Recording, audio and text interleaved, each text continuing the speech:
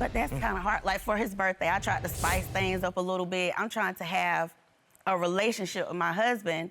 And you know, we're getting intimate and all of a sudden I'm looking at him because he's looking at me all cross-eyed and I'm like, what's wrong?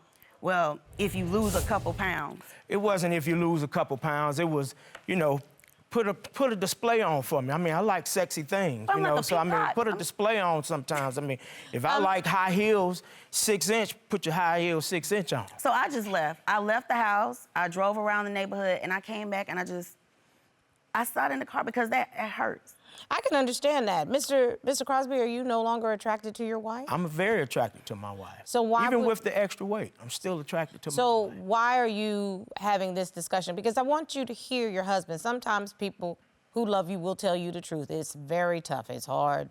At the beginning of the weight gain, you know, I did that very, you know, subtly, you know, hey, you know, let's go for a walk, let's do this, and, you know, those things didn't take. So now it's like, I got to give it to you in your face, blunt, and, you know, hey, this is an issue, but not an issue where I want to lose my family. It was an issue of disgust, though. Oh, it was not disgust. It wasn't disgust. If you lose a couple pounds. I'm not disgusted with my... I'm going to tell you that's a mean way. And then the look. It wasn't a look. Look, I love my wife. I don't care what you say.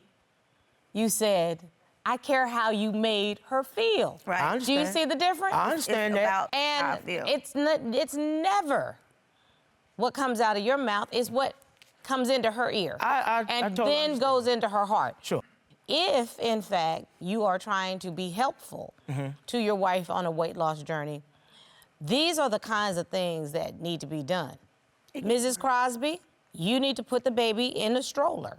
Y'all are from South Carolina? Yes. Yes, ma'am. And take a walk in the evenings so that you get some exercise in. So that the next time I ask you this question on what changes have you made, you don't say, I try to get more exercise. You say, I'm getting more exercise. Is there a reason that you... He keeps pushing me back. Mrs. Crosby, is it so much of a pain in the butt to wear something sexy for your husband? No, it's not. But it's like demanding over and over and over again. It just kills the mood. I can't. Okay. So this is a conversation that the two of you have to actually have on what turns you on. Sure.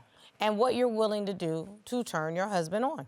Sure. And you have to learn how to say to your wife words of affection and affirmation so that she wants to turn you on. I do that, But Judge Starr. I do that. If I come in the house you keep moving and I the come fence in post. and grab you, that means, hey, I'm liking the way you look, baby. Yeah, because I'm cooking.